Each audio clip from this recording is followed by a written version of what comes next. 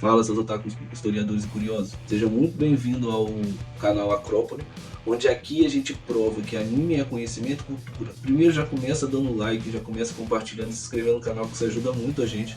É o primeiro vídeo de um projeto maravilhoso que tem a intenção de trazer o conhecimento através do anime. E o anime escolhido vai ser Fullmetal Alchemist, um dos melhores animes que eu já vi na minha vida.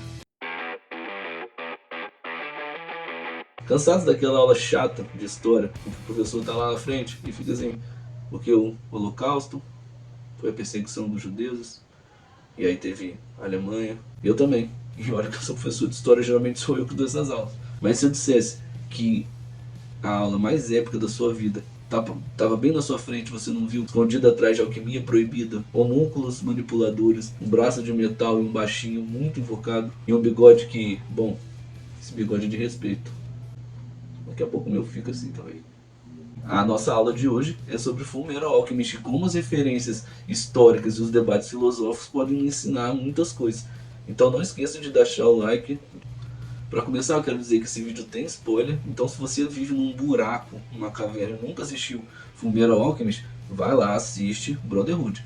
O outro também pode assistir, mas Brotherhood é o mais fiel ao anime. Vai lá, assiste e depois volta aqui. Não esquece de voltar, né? Porque a análise está muito boa, está perfeita, vocês vão adorar. Vamos ao epicentro da história, que é a Mestriz, né? Onde tudo acontece, é a cidade central de todo o anime. Olhando bem para esse mapa, quem já jogou o War vai entender o que eu estou falando. Quem não jogou em alguma aula de geografia ou história mesmo, geopolítica, vai entender também.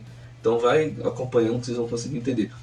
Especificamente os modelos de cidades da Europa do século XX, da virada do século XIX para o século XX. A Mestriz não é só uma cidade fictícia, ela é um exemplo real e impressionante sobre a Alemanha Imperial e o Império Austro-Húngaro, tá? Essa é a relação da formação da cidade, estrutura, infraestrutura, tá? Como que ela se organiza. Então você tem uma cidade central em que ela tem que ser muito bem desenvolvida. E daí uma outra questão que é a Revolução Industrial. Então a gente agrega a Inglaterra também e outros países da Europa. Agora, o que estava em jogo ali, a forma que se relacionava, que os países se relacionavam geopoliticamente, né, é a expansão do seu próprio território. Então o crescimento industrial, por causa da questão da Revolução, a expansão de fronteiras, né? Por isso a gente começa já caracterizando um império como tipo, né, de governo em que se preocupa em expandir, em que se preocupa em dominar. Por quê? Porque quanto maior o império, mais forte ele fica, né? Então a gente tem exemplo de Roma, a gente tem exemplo da Alemanha, do Japão, enfim, vários outros impérios em que busca o quê? Recurso, mineral, energético, fortalecimento do próprio território, tá bom? Ah, Cris, mas como você sabe que o anime se passa no século XIX, século XX? O que mais tem referência a isso é no anime. Tá? Essa é a questão. Então o anime está sempre representando isso. No relógio do Ed tem a representação da data, nos jornais tem, mas como é uma aula, vamos mais a fundo, tá? Para isso eu fiz uma tabela linda para vocês, em que vai representar muito do que é dito, muito do que estava em alta na época e no anime. Então, por exemplo, trens a vapor, telégrafo, rádios, máquinas a vapor em geral, armas de fogo moderno, na época era moderno, a gente já não tanto, como revólveres, rifles, uniforme muito parecido com o estilo prussiano e até da Alemanha Imperial, e a gente vai falar sobre isso. A arquitetura das cidades, no caso a cidade central, ser a mais desenvolvida e o resto é aquilo que tem. Tem que ser a cidade em que dali vai sair o progresso, da cidade central vai sair o progresso para o resto do mundo todo. E uma ciência misturada com misticismo. A gente tem a questão dos homúnculos, a gente tem a questão da alquimia, que é a representação da ciência, os homúnculos, que é a representação do misticismo. Temos a filosofia em cima, que vai dialogar ciência, religião e filosofia. Repara nos uniformes militares, muito usado na Alemanha. As ombreiras, os detalhes dourados, a rigidez. Arakawa, que é a autora, ela pegou pesado na pesquisa, tá? Porque os detalhes são muito minuciosos. E o nome da cidade, a Mestriz, a autora mesmo já disse, não é minha opinião, que ela é representada por uma deusa egípcia, Maat. E essa deusa é a representação da verdade e justiça. Por isso ela criou um país que segue, está em constante busca pela ordem, pela verdade, pela justiça, através dos militares, de um sistema aparentemente justo. Bom, quero ver falar isso por Scar. Now you perish. No entanto, ao longo da história, essa garantia de ordem, essa garantia de direito, a gente vai descobrindo que é uma farsa, construída a partir de mentiras, injustiças, genocídios. E a verdade e a justiça sempre manipulada pelos homúnculos. Os homúnculos que é a representação de um misticismo, né? Através do Pai que criou os 7 pecados capitais. E esse misticismo, ele é uma representação direta à nossa vida. Então, será que a gente é manipulado constantemente? Será que a gente não é? Se a gente é, quem que manipula a gente, sabe? Será que é só a mídia? Como que a sociedade é moldada a partir desse conhecimento?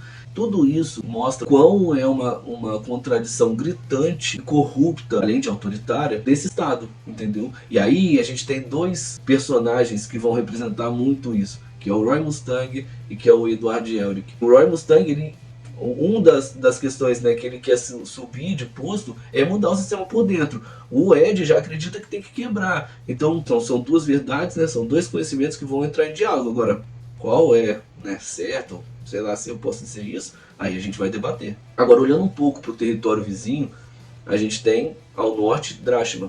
Tem as características fria, né, neve, exército colossal e sempre naquela tensão da fronteira de Briggs. Aquela fronteira totalmente tensionada, só que muitas vezes, vou, não vou, né, ataco, não ataco, muita representação das tensões da fronteira leste da Europa pré-Segunda Guerra Mundial. No caso, em Briggs, a gente vai lembrar da irmã de Armstrong, a Major Oliveira Mira Armstrong, a Rainha de Gelo, em que está sempre aposto para uma invasão de Drachma. Ela está sempre ali alerta e tal, não, vai acontecer, que não sei o que, a gente precisa se preparar, a gente tem que estar disposto, né, a uma guerra e tal, enfim. Essa é a referência que a gente vai fazer das tensões da Europa, pré-guerras mundiais. A gente tem Xing. Pelo nome a gente já começa a observar que é a China, que é a representação da China, né? A população que vem de Xing, que aparece, eles têm as características de um povo asiático. Como a autora ela não se prende só a esses detalhes, ela tem que ser mais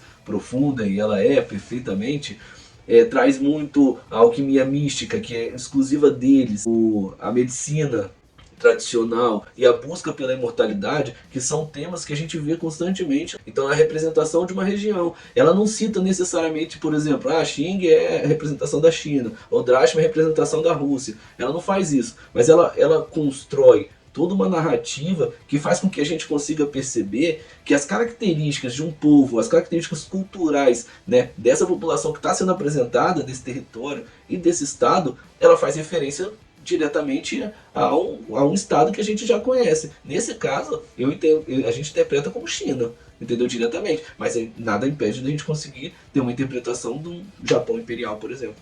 Bom, espero que da próxima vez que você assista Fullmetal Alchemist e veja o mapa, consiga observar outros elementos que não tinha conseguido observar, especificamente o geopolítico, né? O porquê de tanta tensão nas fronteiras. Se você observar o mapa, a cidade central, que é a Mestriz, ela está no meio. Porque é a cidade mais importante, segundo eles, entendeu? Lembra que o importante aqui é o progresso, é o desenvolvimento, e é a cidade que vai trazer isso. As cidades dos polos, elas só existem para poder proteger a própria fronteira. É muito mais fácil você proteger a fronteira criando povos nas fronteiras, né? Criando tribos ou criando cidades nas fronteiras, do que você deixar só um posto policial ou os militares ali, entendeu? Imagina o tamanho da fronteira que você tem que proteger. Agora vem a parte que aperta os nossos corações, que lembra que Fullmetal não é só diversão. E não, eu não tô falando da Nina.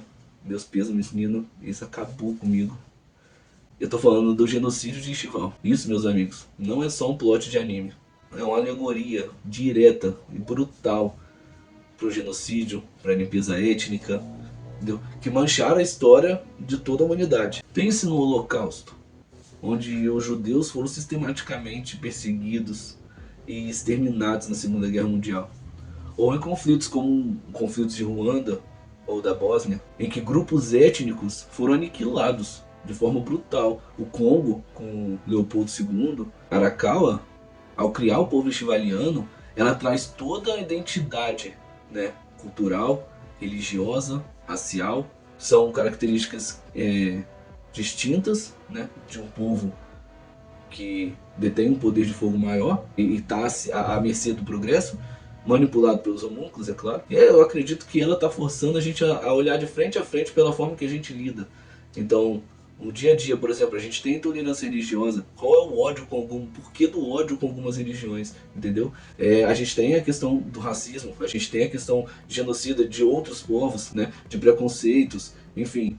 Eu acho que é olhar de frente a frente. Agora, olhando de um ponto de vista geopolítico, a gente tem o próprio Holocausto e os conflitos que a gente acabou de citar aqui, que foram os conflitos do continente africano. Gente, a questão é que não é fácil matar uma pessoa, muito menos o extermínio, entendeu? Agora, o que faz com que a população não se rebele?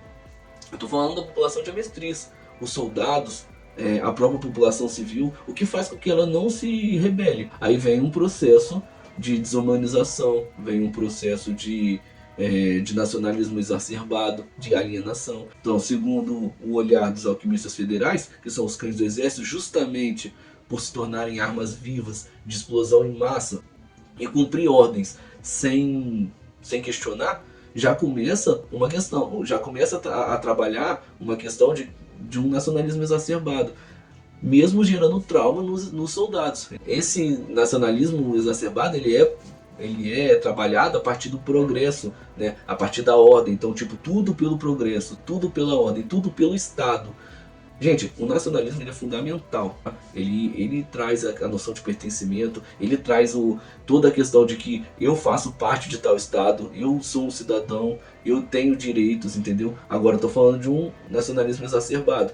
Por outro lado, pela população, a desumanização, a criação de verdades por essa população, pela população de Amestriz. Então, eu vou começar a criar um ódio pela religião deles, um ódio pelas características físicas daquela população, entendeu? E a partir de propagandas, a partir de inverdades, a partir de crença de que esse estado de Amestriz, por exemplo, ele é o estado em que é o detentor de todo conhecimento da verdade, né? Então eu vou construir isso para a população. A partir disso eu começo uma construção de desumanização de um povo, e aí quando é desumano eu posso fazer um extermínio, por exemplo. Bom, a partir de conflitos e guerra, o que fica? O trauma, né? Então a gente tem muito caracterizado, né, o trauma do Scar, de ter perdido toda essa ancestralidade, né, de ter perdido seu povo, de ter visto aquilo, sabe? E de estar sem uma identidade agora, quem sou eu, onde que eu tô? E logicamente, sem querer justificar, tá, gente? Mas logicamente a partir disso vai ter a reação de querer matar todo mundo. O Roy Mustang, que foi o executor, né, o que deu a execução da tarefa, logicamente a partir do King Bradley, e a Risa, que viu horrores da guerra. Com esses elementos, Arakawa mostra que a guerra não está só no campo de batalha, ela não está só no tiro, não está só naquele momento, ela se estende por diversos outros momentos. E essa extensão nos mostra que o quão ruim é a guerra, né? O qual o peso da guerra para uma sociedade inteira, não só para os soldados. Eu sei que é uma parte pesada da história, mas é uma parte crucial, porque é daí que a gente vai entender muito dos conflitos e muito do que acontece, né, para desconstrução do Estado, né, de como que aquele Estado vai ser modificado, né. A ideia de muitos ali é modificar o Estado. Por exemplo, o Roy Mustang, ele quer modificar por dentro, mas ele quer modificar. Quem não é homúnculo sabe sente que aquilo ali está minimamente incomodado. O Armstrong fica incomodado com várias questões. O Roy Mustang mesmo, a Risa também, e principalmente o Ed e o Al. Então assim, quem é do exército, ele sabe que está errado, tem um pesar ao falar de cães do exército, eu faço o que me mandam, tem um peso naquela fala, entendeu? Não é à toa. Falando da população de Amestriz, é um estado militarista, onde o exército controla tudo, ele determina tudo, ele é a lei. Pois é, regimes ditatoriais existiram em diversos outros países do mundo, tá? Inclusive aqui no Brasil. E os alquimistas federais são os cães de caça, né? São os cães do exército, é a elite dali que vai fazer manutenção e vai fazer com que aquela verdade e aquele progresso seja imposto para a sociedade da forma que for. Falando de progresso, a alquimia, que é representada como ciência, ela está a mando de quem? Do Estado. Pensando e fazendo um paralelo, na Segunda Guerra Mundial, quando a gente tem a criação de armas de massa, de destruição em massa, né? Em que o Einstein se recusou a fazer parte disso, e o projeto do Dr. Oppenheimer, que aceitou para criar a bomba de destruição em massa. Então, essa representação já fica bem evidente. Uma outra questão que é muito importante ser citada, né, nessa questão da alienação e nessa questão do tipo de governo totalitarista, especificamente militar, é a propaganda em massa, tá? A propaganda é que vai dizer para a população o que está sendo dito, qual é a importância daquilo, sabe? O que o Estado vai criar as verdades. E essas verdades infundamentadas, ou seja, não tem um precedente legal, não tem uma base interessante, ela vai trabalhar com o misticismo e vai trabalhar com um nacionalismo barato. De novo, nacionalismo é importante, mas a forma que ele se empregou em determinadas sociedades não foi da melhor forma. Tanto que a gente tem isso na Alemanha nazista. Várias propagandas em massa representando que aquele povo ariano era o povo perfeito, que era o povo que deveria dominar, né? O resto devia ser exterminado. E em muito tempo a população, grande parte da população acreditou naquilo, principalmente o exército. Essas propagandas, elas têm essa função de unir para um inimigo comum, para controlar a narrativa, que é a mais importante. Consequentemente, vão gerar atrocidades. A narrativa, gente, é a coisa mais importante, porque é dali que vai sair os heróis, é dali que vai sair os vilões, entendeu? E muitas vezes não são representados assim. A gente tem vários filmes, por exemplo, Mega Man, que é uma questão perfeita da quebra de narrativa, em que vai mostrar que é um vilão. Além disso, vai desconstruir a ideia de vilão, de herói, que é construída pela própria narrativa. Então a gente tem anos, séculos de vivência humana em que a narrativa é eurocêntrica, a partir desse conhecimento. E hoje a gente vem desconstruindo isso. E a gente vem desconstruindo, olhando e falando, caraca, mano, não fazia nem sentido o fato do mundo ser eurocêntrico. Eu preciso representar a minha nacionalidade. Daí a importância do nacionalismo, desde que ele não seja exacerbado, tá? Essa aula sobre o poder diz muito respeito a revelar a pessoa, né, o que é de fato a pessoa. O poder ele revela, ele não só corrompe, assim, ele pode, logicamente, pode influenciar, mas ele revela. E aí tem uma frase, né, para quebrar tudo isso, pra gente fechar esse ponto, da Hannah Arendt, que foi uma filósofa judia que falou muito sobre o Holocausto, em que fala em que o ser humano, quando não pensa, quando não desenvolve senso crítico, ele faz atrocidades. Então, vamos se, né, educar, vamos adquirir informação, conhecimento, porque é ele que vai libertar a gente dessas mensagens falsas, né, dessas fake news e dessa luta por uma parada que a gente nem sequer acredita. O exército ele não acredita nisso. Você vê claramente que a galera segue ordem por seguir. Eles são contra. E, enfim, como o Estado é totalitarista e tal, a galera vai continuar seguindo. Tá, mas nem tudo é trevas, né? A moda de Hermès Dries é um espetáculo, porque ela representa muito o que foi a Belle Époque,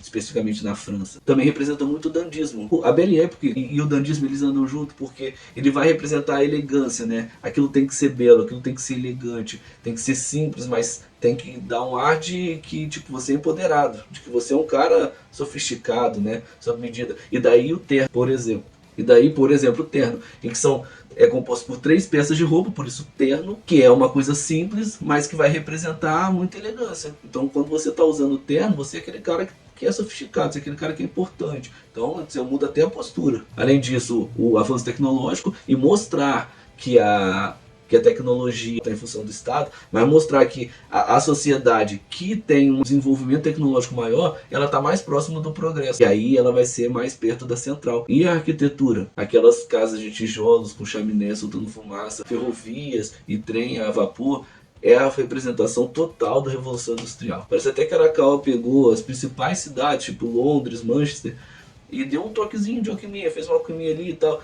E que o resultado foi perfeito. A cidade é maravilhosa, de fato. Ela é belíssima. Quando você está acompanhando, ela te dá uma sensação de caraca, mano, que cidade avançada, que cidade com progresso interessante, né? Que é o que a gente vai chamar de um visual steampunk, que é perfeito, que se encaixa perfeitamente nesse anime. Bom, o que diz, né, que a cereja do bolo para a gente representar a questão steampunk é o alto meu. As próteses mecânicas e muitos equipamentos que se movem a vapor, que na época carvão era um dos principais recursos energéticos, é a junção perfeita da ficção com a realidade que é mostrada.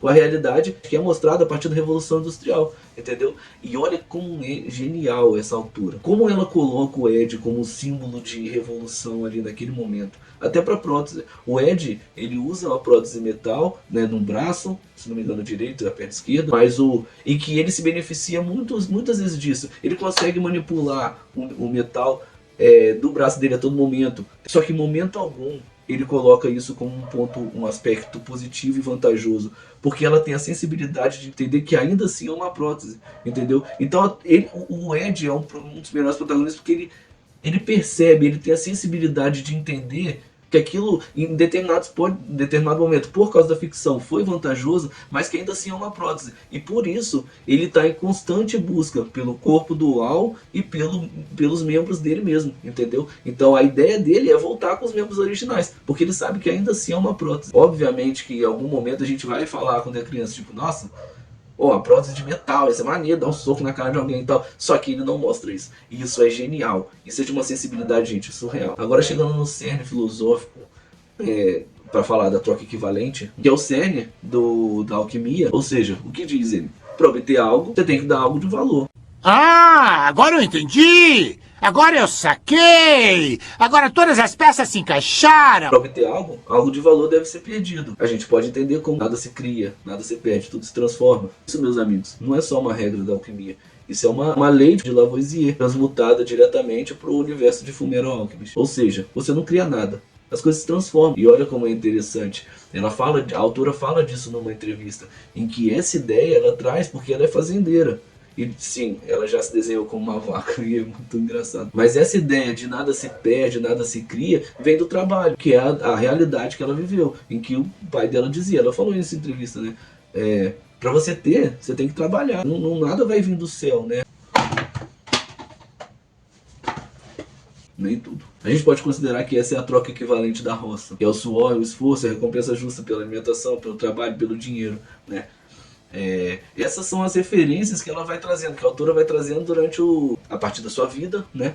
E vai trazendo para o anime. E a questão da pedra filosofal, que burla toda essa lei, né? Em que você consegue as coisas sem dar nada em troca. Pode levantar uma questão ética profunda. Até onde a ciência ou a alquimia pode ir, ou deve? Qual o preço do poder e do conhecimento? É um debate que a gente tem na vida real constantemente, com a clonagem, com a criação de armas de destruição em massa, manipulação genética. Arakawa nos faz pensar muito sobre isso, esses limites éticos e o que pode acontecer quando a gente ultrapassa esses limites éticos, né? Vai deter de um conhecimento em que talvez a gente não adquira mesmo, em que a gente tem uma tríade, né? E que pode formar um círculo entre até onde vai a religião, até onde vai a ciência, até onde vai a filosofia, e que os três juntos entram em debates entre si, um debate franco, e que a ciência em algum momento pode ser que seja incapaz de explicar assim o que a gente vai fazer com isso, entendeu? O que a gente está fazendo pode voltar contra a gente. Inteligência artificial hoje em dia, por exemplo, será que esse medo é real da inteligência artificial em algum momento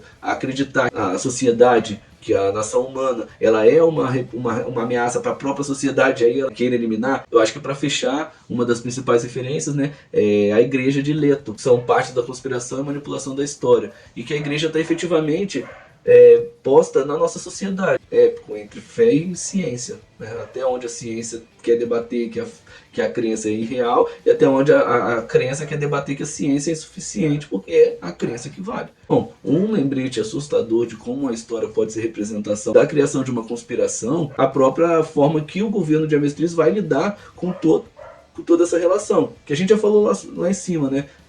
Que a gente já falou, já citamos sobre isso. A criação de Estival, a criação do conceito, né, das verdades sobre Estival, a criação das verdades sobre e da investigação que o Ed tem que fazer, né, com relação à igreja de Leto, que é contra a alquimia, que pode representar uma ameaça, né? Tudo isso sendo manipulado pelos homúnculos faz com que toda a narrativa, faz com que dê vida à narrativa, né? E a narrativa nos joga na nossa cara assim, ó, presta atenção no que você tá fazendo, você não vai ler, você não vai estudar, você não vai aprender, você vai ser manipulado, cara. Enfim, vocês conseguiram observar que a gente aprende de diversas formas. Eu espero de fato que esse vídeo consiga ensinar alguma coisa. Curtam, compartilhem, comente, se inscreva, comente outros animes se vocês querem uma análise histórica, uma referência. Eu adorei. Espero que vocês tenham gostado. Espero que vocês tenham gostado de entender essa ponte perfeita entre a fantasia e a realidade. E que em diversos momentos, com a observação correta, dá para aprender muita coisa. A autora é perfeita, o anime é perfeito, a criação de todos os personagens e as referências históricas são todas reais, tá? As referências são os livros da Hannah Arendt, o próprio mangá, entendeu? O que é totalitarismo, Michel Foucault. Então foram pesquisas que eu fiz a partir das aulas que eu dou em sala também, e que eu espero que tenha sido muito, muito útil para vocês. Espero que da próxima vez que vocês assistirem Fullmetal Alchemist seja com um olhar historiador. né? E que isso faça bastante diferença, que faça com que vocês aproveitem melhor o anime. Obrigado, não se esqueça de curtir, de se inscrever. Ficamos por aqui, um beijo, tchau.